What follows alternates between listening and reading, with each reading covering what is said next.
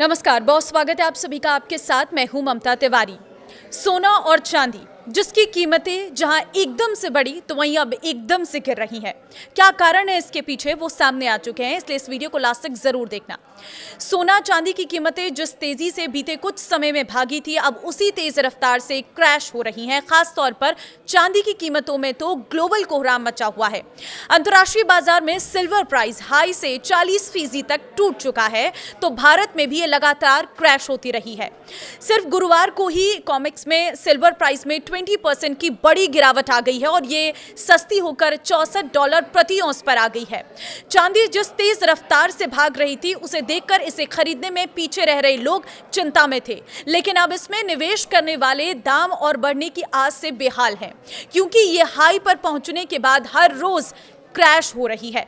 अंतर्राष्ट्रीय बाजार में बीते कारोबारी दिन गुरुवार को स्पॉट सिल्वर एक झटके में करीब 20% के आसपास डाउन हो गई और इस तरह से ये अपने लाइफ टाइम हाई लेवल से करीब 40% की गिरावट के साथ $64 प्रति औंस करीब 28 ग्राम पर आ गई है।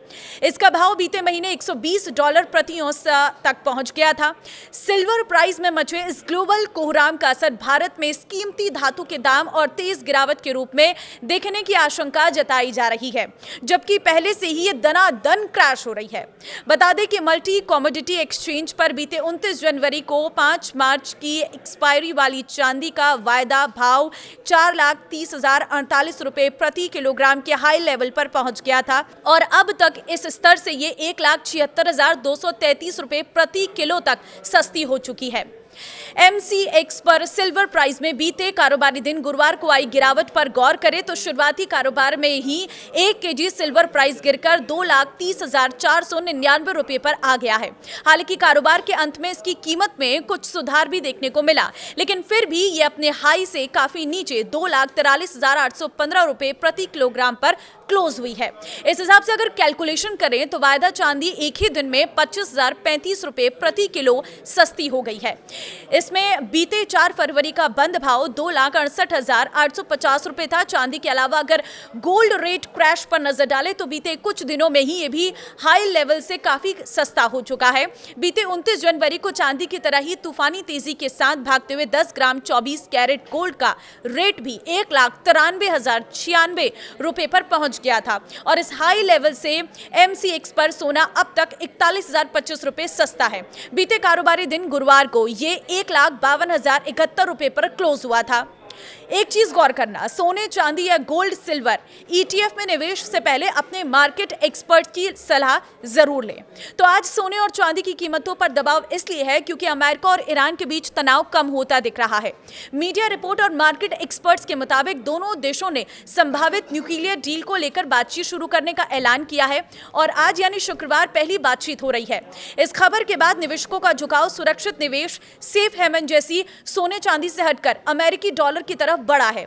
डॉलर मजबूत होने से आमतौर पर सोने और चांदी की कीमतों पर दबाव पड़ता ही है। वहीं PAC 360 के chief global strategist Amit Goyal का कहना है कि सोने और चांदी समेत मेटल्स में जो तेजी थी वो अब अपने ऊपरी स्तर पर पहुंच चुकी है। उन्होंने सलाह दी है कि ऊंचे भाव पर खरीदे गए पोजीशन वाले निवेशक हाल ही हल्की तेजी में निकाल सकते हैं।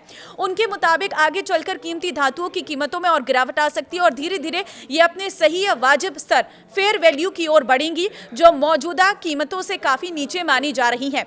मार्केट एक्सपर्ट्स के मुताबिक अमेरिकी डॉलर USD के मजबूत होने की वजह से सोने और चांदी की कीमतों पर बिकवाली का दबाव बना हुआ है। उन्होंने बताया कि अमेरिका और ईरान के बीच तनाव कम हुआ क्योंकि दोनों देश आज शुक्रवार को ओमान में एक बार फिर न्यूक्लियर बातचीत शुरू करने वाले हैं। इससे सोना और चांदी जैसे सुरक्षित निवेश सेफ हेवन की मांग कमजोर पड़ी है। वहीं डॉलर प्रमुख वैश्विक मुद्राओं के मुकाबले मजबूत हुआ है। तो अब आगे क्या? फिलहाल बाजार करेक्शन फेज में है। एक्सपर्ट्स मानते हैं कि यह अस्थायी है। मार्च के बाद नया साइकिल शुरू होगा और बाजार फिर से बूम करेगा। तो सोने और चांदी के मार्केट में आई हालिया उथल-पुथल ने ETF निवेशकों को सबसे अधिक प्रभावित किया है। अधिकांश गोल्ड और सिल्वर ETFs अपने लोअर सर्किट पर पहुंच गए हैं, जिसकी वजह से बिकवाली के ऑर्डर होने के बावजूद ट्रेड सफल नहीं हो पाए। इतनी तेज गिरावट के बाद स्वाभाविक है निवेशकों के मन में सवाल उठे हैं कि क्या ये सही समय है सोने और चांदी में खरीदारी करने का। लेकिन ध्यान रखें, प्राइस आकर्षक स्तर पर जरूर दिख रही है, लेकिन वर्तमान माहौल अभी भी अस्थिर है, इसलिए जल्दबाजी करना जोखिम भरा हो सकता है। एक्सपर्ट्स के अनुसार पोर्टफोलियो का केवल 10 से 15% हिस्सा ही सोने और चांदी जैसे एसेट्स में होना चाहिए। ये रेशियो मार्केट की अस्थिरता के समय एक प्रभावित हेज का काम कर सकता है। और इसके अलावा फिजिकल सोने और चांदी की तुलना में ETFs अधिक बेहतर माने जाते हैं। हाल ही में इनमें क्रैश जरूर देखा गया है, लेकिन लंबी अवधि में इनकी लिक्विडिटी, सुरक्षा और ट्रांसपेरेंसी निवेशकों के लिए महत्वपूर्ण फायदे प्रदान करती है। भविष्य की बातें यह है कि गिरावट भले ही गंभीर दिख रही हो, लेकिन अधिकांश एक्सपर्ट्स इसे कीमती धातुओं के अंत के रूप में नहीं देख रहे हैं। उनका मानना है कि सोना अभी भी YOY आधार पर ऊंचे स्तर पर बना हुआ है और सेंट्रल बैंक्स की लगातार खरीद, जियोपॉलिटिकल तनाव और ग्लोबल अनिश्चितता जैसे लॉन्ग टर्म सपोर्ट फैक्टर अभी भी पूरी तरह मौजूद हैं। फिर भी इस गिरावट ने एक महत्वपूर्ण सच सामने रखा है कि पारंपरिक सुरक्षित माने जाने वाले एसेट्स भी तब कमजोर पड़ सकते हैं जब मार्केट में रैली चल रही हो और अत्यधिक लिवरेज पोजीशन जुड़ रहे हों।